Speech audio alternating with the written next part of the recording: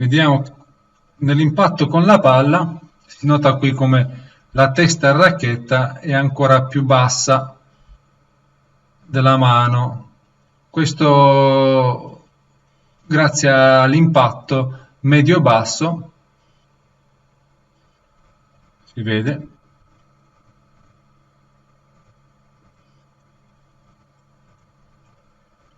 Vediamo dall'altra prospettiva.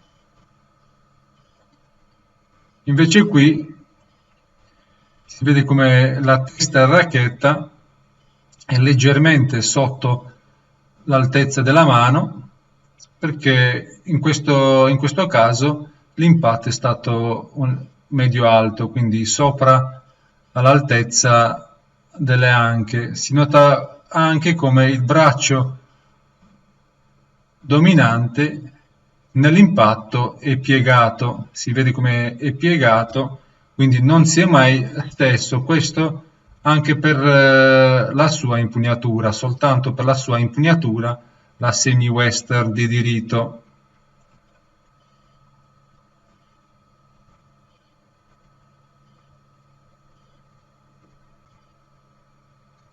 Dopo l'impatto con la palla, guardate, il polso rimane sempre flesso indietro, quindi c'è ancora un angolo di 110 gradi tra la racchetta e l'avambraccio. Cosa ci dice? Che la racchetta andrà in avanti verso l'alto, più verso l'alto che in avanti, grazie alla rotazione dell'avambraccio attorno al gomito. Guardate come il polso rimane ancora flesso indietro. Soltanto qui, molto dopo l'impatto con la palla, arriva in linea con l'avambraccio.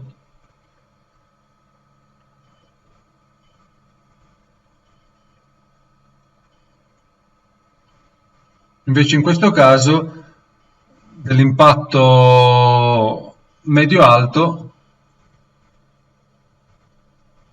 il polso si è mosso prima e continua a muoversi anche dopo l'impatto con la palla, quindi qui Djokovic ha utilizzato anche la rotazione del polso, la rotazione della mano, oltre alla rotazione dell'avambraccio attorno al gomito. Guardate qui come la mano già sta in linea con l'avambraccio subito dopo l'impatto con la palla.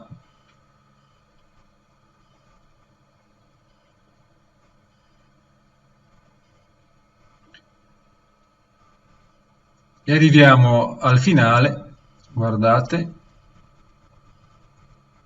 Nel finale Djokovic arriva col mento sopra la spalla dominante e con la punta racchetta indietro, rivolta verso il basso.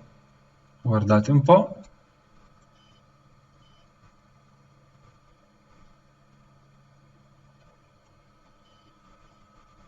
Anche qui, dall'altra prospettiva, si vede bene come la punta racchetta, la testa della racchetta è arrivata dietro, molto dietro, rivolta verso il basso, e come il mento sta sopra la spalla dominante. Vi ricordate, prima stava sopra la spalla non dominante all'inizio del movimento, invece alla fine sta sopra la spalla dominante. Si nota come il tronco si è ruotato 180 gradi.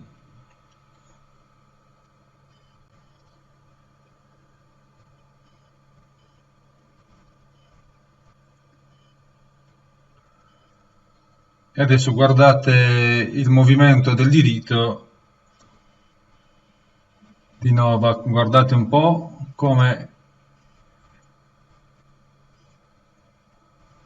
sta accompagnando la racchetta con la mano non dominante, l'appoggio va sulla gamba destra, guardate come il tronco si è ruotato, la racchetta è rimasta ancora dietro, il braccio dominante, guardate, è piegato, i gomiti stanno in linea con il tronco, col tronco parallelo alla rete. Pure qui un impatto leggermente più alto dell'altezza delle anche, quindi ha utilizzato pure qui, oltre alla rotazione dell'avambraccio attorno al gomito, anche il polso. Guardate un altro esempio.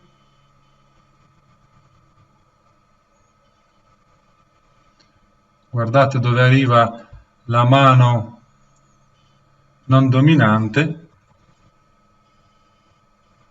il piatto corde, guardate.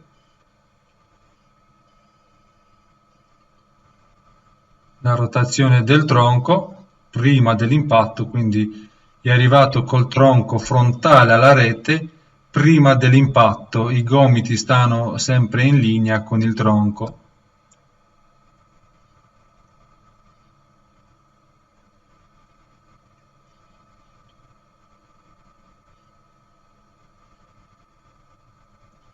E sempre il finale con la racchetta indietro e col mento sopra la spalla.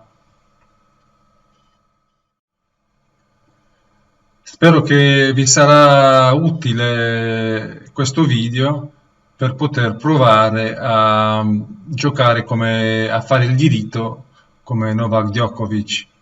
Vi ringrazio tanto per la vostra attenzione e ci vediamo al prossimo video.